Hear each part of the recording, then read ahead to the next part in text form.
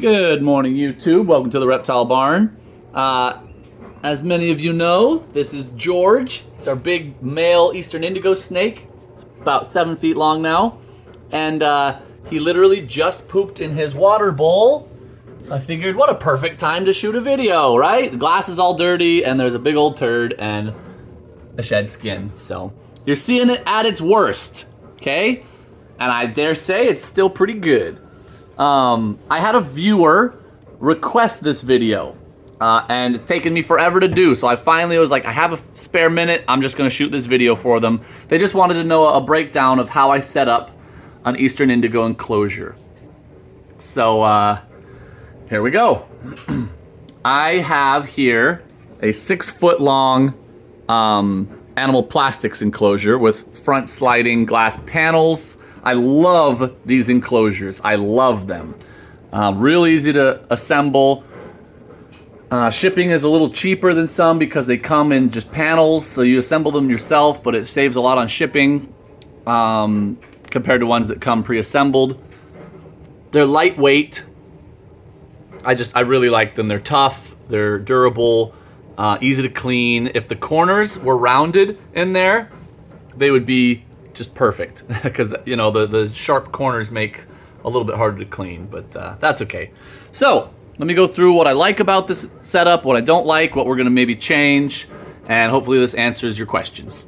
So Eastern Indigos are fairly high activity snakes, so they like this amount of space, right? I mean, he's about a 7 foot snake right now. I know it seems like a little snake in a big space because they curl up and they're not that big around, but you know, 7 feet is longer than his entire enclosure. So the space is important, I think. They need to be able to stretch out, they need to be able to move around, and this also allows for a real nice temperature gradient. I have it going from left to right. So that right there, that big white thing, is called a radiant heat panel, and we get ours from Pro Products, best in the business. Controlled by a thermostat. The surface, he can touch that if he wants to, and it's not gonna burn him. And it radiates heat downwards in a more natural, kind of like the sun would do. And it doesn't dry out the enclosure like a lot of heat products do. So I really, really like radiant heat panels. I'm using them more and more. Yes, they're expensive, but they last for like decades. So it really, in the long run, is not more expensive, in my opinion, than other heat sources. And it's just better for the animal. So even if it is more expensive, I think we should do it anyways if we can. You see a big T5 light in the back that's really, really bright output, which I love. One thing about lighting that I will say, I am more and more convinced that especially these diurnal species like an Eastern Indigo, they would get a lot of sun naturally. And so I think we're gonna add a UV light for George here. I think that he will be happier with that. So that's one upgrade we're gonna make. Again, I'm so sorry about the splotchy glass. That's actually not dirtiness, it's from spraying. He was just in shed, as you can see right there. And so we've been spraying a lot, and it splotches up the glass really bad. And like he always does, he saves me up a nice big poop anytime he sheds. So I've got some cleaning to do. That's okay. All the plants in here that you see are fake. They're just silk plants and whatever other materials they use. We are going to be changing the substrate. Right now we've got Reptichip. We've been using it for years with him and we really like it. He loves burrowing in and out of it. So I like having a loose substrate like that. However, there are 2 reasons we're gonna change it. One, he is a crazy eater and he has ingested pretty big hunks of Reptichip before and really worried us. When he has done that, we have given him a big old meal of oily fish, and that seems to grease the wheels a bit, and he was able to pass it all, so we didn't have to do a surgery, which is great. But it really worries me having loose substrate like this because you put food in there and he is all over the place, banging it around, dragging it through substrate. He eats really fast and kind of wildly. He's not like a python at all. And I worry about that. So we're going to be changing the substrate. And the other reason, though, is that we want to plant live plants in here.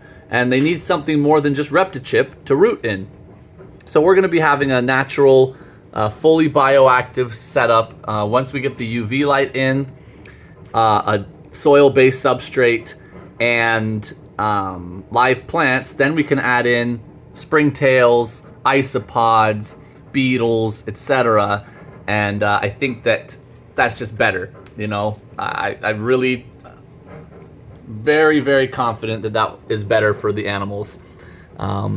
So that's what we're gonna do. But that being said, fake plants and ReptiChip has served him well for many years. He's a perfectly healthy snake. He's happy. He moves around a lot. He's a good boy. I'm not saying it's like torture to do it this way like he is right now. I think he's perfectly happy. I just think he can be even more happy with those upgrades. So we've got a big enough water bowl for him to fully submerge himself in. We have a hide on the hottest side, the middle, and the cold side, and he spends the vast majority of his time on the cold side, by the way. This species really can tolerate a decent amount of cold. I know they're from like Florida, but it's a colubrid. They do okay with a little bit of cold. In fact, I have heard a lot of breeders report that without a cool down in the winter and a reduction in photo period, which means how long the lights are on, you have a lot of trouble getting good, healthy, fertile clutches of eggs from these guys. Whether that's, sperm production in the males struggles if it's too hot, or whatever the case may be, they seem to breed much, much better if you let them cool down in the winter. So this is currently just in my house, in the living room. We're not going to be able to do a big cool down. However, when our females are bigger, we're going to have to move these guys to a room where I can open a window in the winter time so they can get a little bit cooler, especially at night. And we are going to do that. So that's in the long-term plan. But let's see what else. I don't remember if I mentioned the pillars. That's just so that if we ever are stacking, multiple cages on top of each other, there's a little bit of extra support. These are well-built cages, and obviously that's a big, thick panel of glass in the front. But just for my comfort, we've got those installed so that that's just PVC pipe painted green, by the way. Yeah. So again, I'm sorry about the filthy glass. It's just very difficult for me to open this up and handle him one-handed while I'm trying to film the video. Anyways, so that is the basics of his enclosure. I hope this was helpful. I've got a lot of upgrades that I want to make, so I'll probably be redoing this video. But I've been trying to get it done for a long time and just hadn't got to it. So consider this like part one, I guess. And then you'll be able to compare and contrast when I do part two and see the upgrades. And hopefully you like it. I've heard people tell me like, oh, just put a piece of like slate or something and feed him on that. Well, you should see him eat. He grabs it off the slate and then he whips it around, and he's over on this side and he's over on this side, and he burrows down underneath while he's still swallowing, jumps in his water. I mean, it's just, there's no way to keep him on a piece of slate or in a feed bowl or anything like that while he's eating. He goes all over. So, anyways, let me know in the comments if you have any other questions, or because I'm going to be upgrading, if you have any suggestions before I do that, please also let me know about that. And I'm happy to take your ideas into consideration. And yeah, that is all for now, guys. Thank you so much for watching. Until next time, we're the Reptile Barn.